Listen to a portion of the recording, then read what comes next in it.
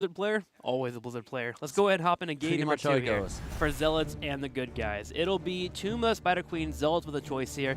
And I'm scared for the good guys. Zealots seem to really prey on these battlegrounds that are a bit smaller and allow for them to come in for these fights and just pounce on our target. Yeah, I mean, again, for me, it's a bit of a pressure thing since I mean, traditionally, like, especially, okay, Mopsio has grown a lot this season, but the one thing that really stood out last year is that whenever there was pressure on him, he crumbled. There were a lot of offline events where they traveled, not this particular instant on the team, not those 5 players together, but when Mopsio and his teams, they came to event, and a lot of them, Grand Paquette to an extent included, had problems performing under a lot of pressure when everything was on the line. And granted, most of the time they were in a pretty unfavorable spot, but that was an issue in the past. Now, they look way stronger now, and especially Mopsio has grown a lot as a player. There is still, of course, the problems for the span of him not being allowed to play last week, but as a player and how he performs in the game itself, that's actually where he has grown a lot compared to previous times. But this is still a very tense situation for them, where they know how much is on the line here. So this is something where I personally am a little bit weary, since they won on the last map, but up to the point where they really got that one triple kill, where they all of a sudden were able to get that snowball in, the good guys were exactly on the same level. So that could have flipped the other way. And that's one of the reasons why I'm not quite so sure yet. If the Zealots, of course, can edge out a win here, get the 2-0, it's very unlikely that the good guys are going to recover. But for the good guys, there's nothing on the line. This is their moment. Exactly. This is for them. They have no pressure. They know they're in the crucible. This is practice for them. This is preparation for them. This is where they are saying, okay, we need to show what we can do. We want to get some confidence. We want to beat these guys as well. And so they can just play and do their thing. And that, I feel, is an advantage in this situation. So we have Vala banned out, Chromie banned out. Team Good Guys seeming to want to stay away from Poik and his Chromie. Last week he actually had a couple of one-shots against Fnatic members on Dragonshire. It was a battleground that wound up being the Toronto show, but for the first stages of it, it was a Chromie show with Poik playing. 130. 130 stacks, man. Schwimpy. Schwimpy God, man. That was just nasty. It was a fun I game. talked to him afterwards, and he said, like, I don't even know what happened. It was just at some point I was one-shotting everyone. It's a good match. If you have a chance, make sure to check it out. That was Zealots versus Fnatic, I believe game 1 on Dragonshire. Yeah. Let's go into it. Team Good Guys picking up the Tassadar on the right side. Zealots will take away the Tracer and pick up Rhaegar for themselves. Okay, so Tracer being chosen here. Now, Tracer you don't see too often without a second support, so I would still expect one. Normally we could, I mean, maybe Medivh, maybe even something along the lines of Zarya. The main reason why you normally combo Tracer off with Tassadar is that the level 4 Life Leech is just so fantastic for her. First of all, the shield itself is great, but also the Life Leech allows you to have way more self-sustain. So it's very interesting to see that this combo is not being played here. It could be that the Zealots just respect the good guys too much, that they're saying we're not going to give you the Tassadar Tracer combo on this map. That's not happening. And with how long the good guys currently wait for their next pick, it seems like they hit the mark spot on. That they did, with the Vala being banned out too. There's not very many options to go into. I mean, there's all the Linara and there's Cassia, but your first go-tos when you have a Tassadar are Vala and Tracer. I'm really curious. There is a problem. Zealots could really have maneuvered themselves into a bit of a corner, and the good guys committing straight to Varian and Greymane are basically now saying, Kill Tracer, win game. If you take that away from us and you don't have the level of protection that you need for her, first of all, we're going to kill Tracer, and with the setup that we're currently seeing for the good guys, you also can basically try and one-shot everyone else, so that's another big problem that they have to deal with. If they are willing to commit to Varian as a solo frontliner, they could even go into a Limingen as support and then go for full one-shot combos. It's way more likely that we see a second frontliner. But even if it's, for example, a Sonya, you could try and go into a one-shot combination, depending on what the Zealots choose to draft, and say you go into Leap. And all of a sudden you have a quick Variant charge, you have a taunt, the Leap follows up, Greymane gets a cursed bullet in, jumps in for damage, Sonya is also on top of the target, can drop a spear and a slam, and that is basically a confirmed kill. Unless we're now having some added protection on the side of the Zealots. So Zealots might have maneuvered themselves into a corner here, and we'll find out pretty soon what their thought process is to get out of that situation. Yeah, we'll see with their backs potentially against the wall, how they're going to draft around this variant that will be coming their way and pushing in. I would argue, even with the Sonya, you don't even have to go into leap. I understand why you go for it, the full kill, you want to burn someone down, but if you're able to grab a Tracer, move into a Spear, we saw yesterday with Expert playing against Dignitas, how quickly a Tracer could almost get eliminated just from that one combo into a Slam and a Poison Spear and an auto attack. Like, Poison Spear against the Tracer is disgustingly strong. And if you have a taunt, it's a guaranteed hit. Yeah. So you don't even have to worry about that. But let's find out how exactly the Zealots are going to try and play this. Again, they could think about adding a Zarya, which we don't really see all that much in Europe. We could see maybe even a combo with Uther, having a full double support. Rhaegar Uther has been played quite a bit. There's other combinations with double supports. On this map, for example, Malfurion as a second support is oftentimes even played just because he gives you a lot of added utility through his interruptions against potential turn-ins. HGC and Kelthus coming in. HGC and Kelthus, and that leaves us with, again, the last pick here. So they can definitely throw one of these curveballs. Yeah, they can here. Team Good Guys on the right side. Looking for another support, for sure. Probably going to be another melee, but as mentioned by Caldora, wouldn't mind seeing a damage, is looking for that blow-up potential. All the targets on the opposing side are easily killable if you get that taunt to an engage. I mean, also having Uther here, for example, would really go well with them, because they have Greymane already, a Divine Shield on him when he tries to hard engage would be fantastic. And you don't necessarily have to go into the Cursed Bullet. You can, because you have the Variant Taunt, and it's great. But if you, for example, decide that you are rather trying to jump on Tracer and Kelthus and going for the Throat would also be strong, and that's really where you want to have the Divine Shield, if you go into that backline. Especially against Rhaegar with Ancestor Healing, a Greymane with the Go Throat could be great against Tracer. The cocktail going in, you burn down before it even pops in. I actually kind of look at this, and I wouldn't mind seeing the Uther into maybe a Tyrael and just going full dive.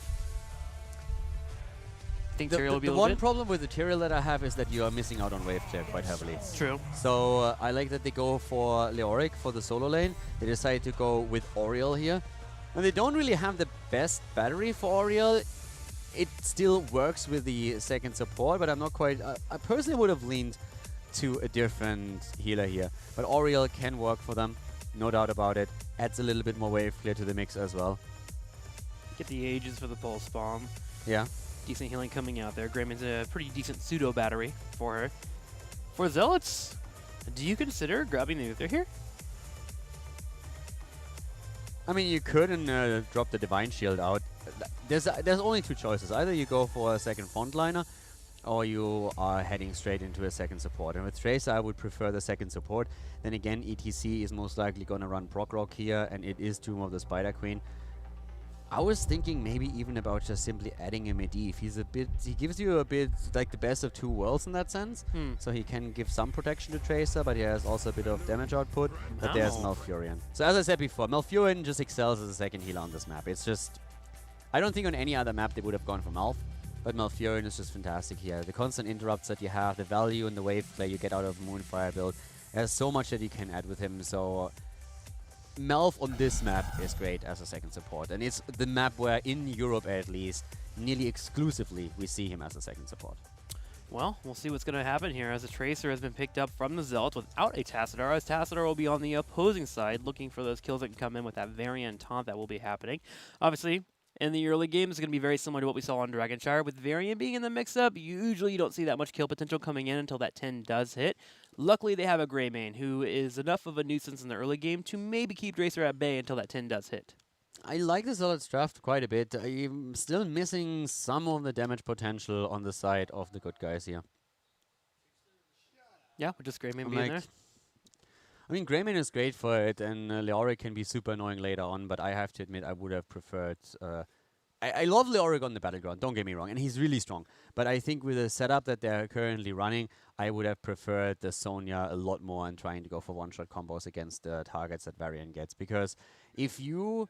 I mean, how are you going to get your kills here? I feel that with the support that they have, and with ETC going Proc Rock, creating space, Zealots have a much better shot here, and I'm not quite sure how exactly the good guys are going to kill stuff. If they have a Sonya, no matter if leap or no leap, if you go leap, of course, you put your eggs all in the we blow them up basket, but even if you just follow up with a poisonous spear and a quick slam after a Variant Taunt, I think you would get more out of it.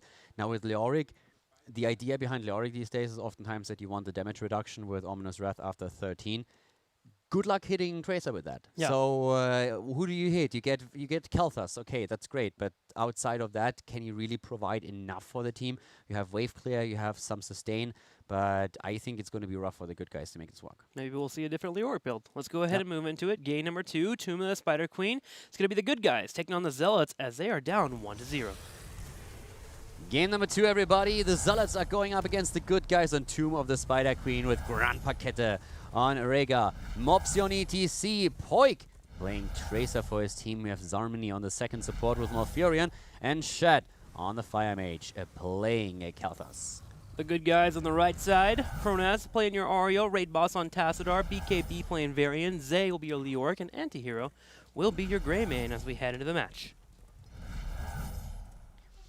Fealty on to Death, level 1 for Leoric here. You see that talent nearly exclusively taken on this map. Usually it's Consume Vitality that most of the players move into outside of Tomb of the Spider Queen. When talking about ETC, as already mentioned before, Prog Rogue is going to be the name of the game. It's the best map for the tool since you are guaranteed a huge amount of regeneration globes here by simple rotations in the early game between 2 lanes. Overpowered being picked up by that Varian. Probably going to see all those protection talents picked up, especially great against Tracer when you get that level 7 that allows for you to get your shield up quicker when you're getting auto-attacked. So, how will Team Good Guys handle this early game? So far, they're electing for the 2-1-2 strat, as they will have BKB come in for rotations. BKB comes to the bottom side with the healer and, of course, Greymane to help out in the push. At the same time, they're going to have to respect what's going on the top side. Leoric and Tassadar will be able to clear lanes pretty quickly, but not so much if they get picked off. Tassadar taking a gravity lap to the face and some damage. Yeah, that's exactly one of the comps that you have to, of course, worry about when you're on the side of the good guys. You have the power slide and the combo with Kel'Thas and the gravity laps. It's something that we have highlighted several times now in drafts, and especially in the last match, it was also an available composition. For now, if you look at it, there's also the potential of a quick root following up by Malfurion, and once that hits, you have a huge amount of lockdown for a period of time where everybody else can just chip in with the damage. So that's another big problem that we are seeing here for them. One of the things that interests me is what the level 4 choice for Tassadar is going to be. Since with the setup that they're running here, you can make a big argument that Life Leech is not the way to go for them. Varian already down, and then instead of Life Leech, they should go for the extra armor on the shield. Let's see if they'll go for that. Trying to mitigate that pulse bomb, I assume, is that what you're going for? The KT Flame Strike coming out, being able to drop that in there, maybe give them enough armor. I mean, not only the pulse bomb, it's just like everything. You have a much better time keeping your front line alive. It's also, in the end, I feel better for Greymane himself. There's so much damage output overall that just keeping a target alive long enough and helping them through a stun lock, for example, could really help you here. If you go into Life Leech, is usually something where you want to have a heavy auto attacker that is also has a good attack speed. Tracer and Vala come to mind with it. With Greymane, you could go both ways, but I would still personally prefer to have the armor, which also make the life a little bit easier for other heroes, as for example, Leoric. Well, moment of truth here. Tassadar does okay with the lifesteal, but yes, you are correct calling it here. We're going to get that armor instead on the shield if it expires, helping keep people alive so Greymane can go full aggro. Yeah, I think it's a really good adjustment, because with Greymane, normally what your thought process is, you want to soften them up before you really commit and go in. And then you want to survive for as long as possible. This is also why oftentimes we talk about Divine Shield being a good deal. Poik, on the other hand, eating a lot of damage here as Antihero is really starting to put some pressure on with his Greymane play. It's also noteworthy that we have for Grand Pakete on his Rhaegar 2 times in a row now. We're actually seeing him on level 4 with a Feral Heart. So trying to go for that sustain over the healing totem. Just staying in wolf form constantly, just keeping an eye on Poik. That's all he wants to do here. I think at some point in the late game, you're going to be at a point where you're only in wolf form the entire time against a Varian, as you never want to get into an engage. So I can see why you move into that talent. That bot lane, by the way, is getting wrecked. Oh yeah, you saw too that Tracer taking that damage earlier. Imagine a Go for Throat was up. Tracer's dead instantly. That's going to be an issue at level 10. Yeah, that's definitely going to become an issue, but at the same time, once that level 10 is hit, they also have more tools to try and keep her alive. But it's one of the reasons why I was saying earlier that I could have even seen Medivh being played here. Since I feel Medivh has a few advantages. BKB wants to go in deep for this one. They're going to get this kill. He gets the Q there, and both Rhaegar and Tracer will fall. A solid gank there from BKB with Anti, putting a lot of damage on that front line. Yeah, that bottom lane is absolutely getting destroyed I would have never thought that the good guys are able to put this much pressure onto the lane itself. To be honest, I expected the Zealots at some point to rotate more heroes down and just switch heroes out, because obviously this didn't work. They could have done that already as the wall was falling, but they still didn't do that at all. And now they are losing more and more ground on the map. I think they have a lot of fantastic tools in their setup. We talked about the lockdown potential through power slide, gravity labs, and damage output, but right now they're just losing out on the lanes. They need to switch this lane setup or they're going to get completely wrecked here. At least pull Mopsio down a couple of times, not to allow Gravy to be in a spot where he feels like he doesn't have to respect the idea of ETC being on the field. Right now, though, Zealots will have to defend a push coming their way, as Team Good Guys, with how well they did in the bottom lane and the rotations, have got enough gems to go for the first turn-in. Yeah, right now this is, I mean, with the turn-in, first of all, the keep at the bot lane or the fort at the bot lane is going to fall. They should have no chance of actually saving it. And the good guys can take a massive lead in experience if they play this correct now. And once they do, it's going to be extremely difficult for the Zealots to not fall into that trap where you get snowballed by your opponent. And I'm not quite sure if that was really necessary. I think a simple split in the way that they were laning could have maybe not completely avoided it, but at least made it a little bit less hurtful. For now, we're having the mid lane being pressured. Shat eats the entire wave here. Mopsio is moving out. And the damage output is decent, but they need to somehow start and defend those web weavers.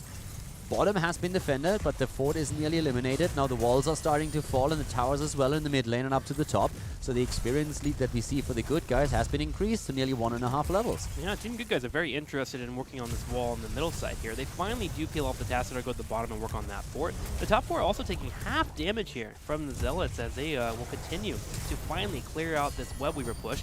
They are looking for a fight right now, right before 10 hits. They're looking at Varian, but with protection coming out, he's staying alive, and Chrona's on the side here to heal him. And you can really tell how Poik is having trouble staying safe and staying alive. And this is a fantastic Tracer player.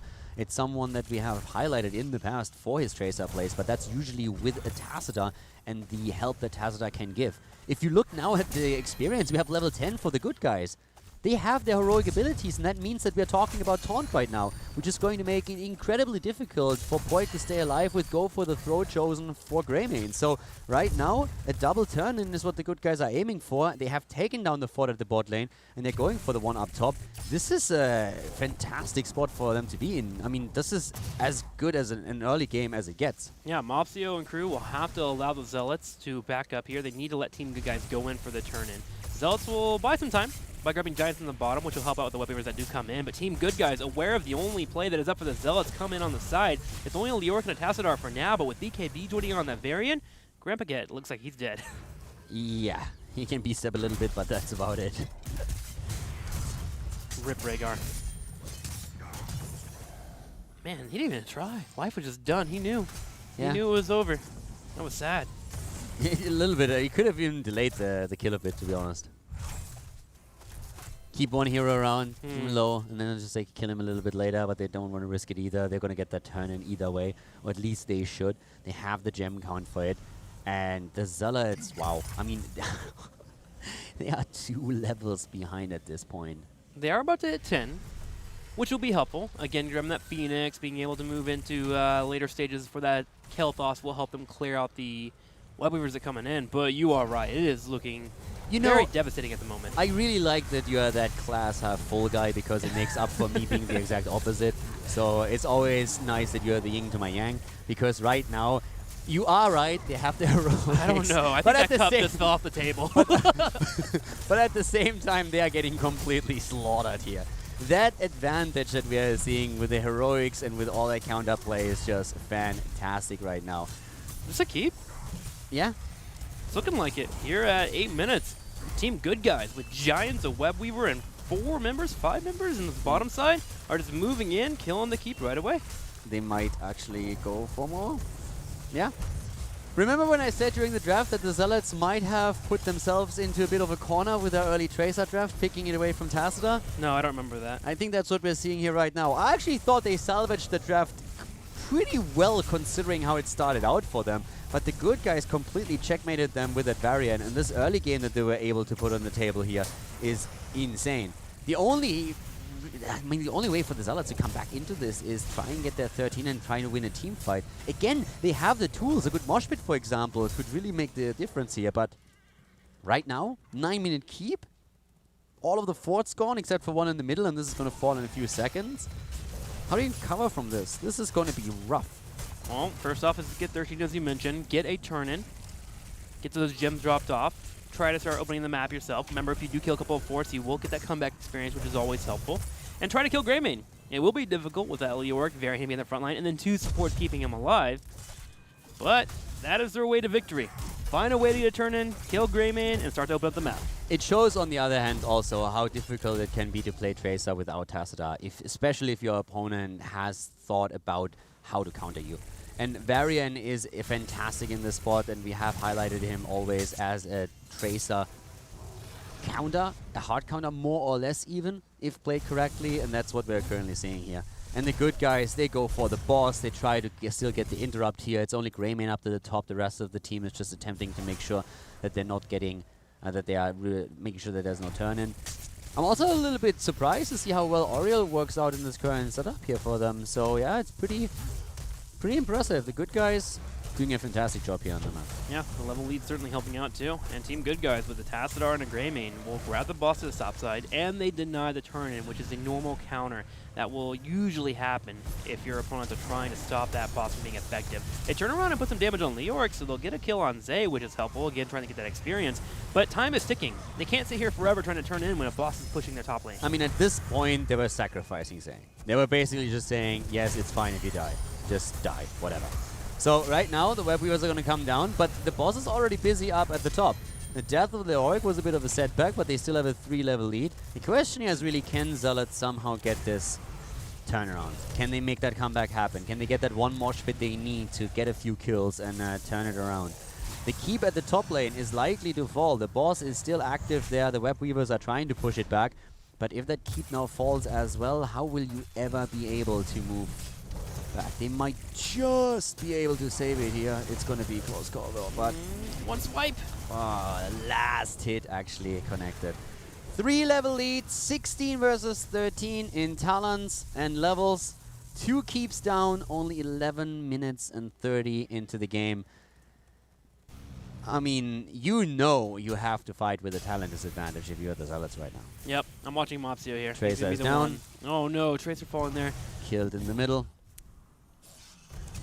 Yeah, I'm running out of positive things to say. You know what? I'm going to throw that out there. Mark it in your calendars, kids. It's the first time. Yeah, this is...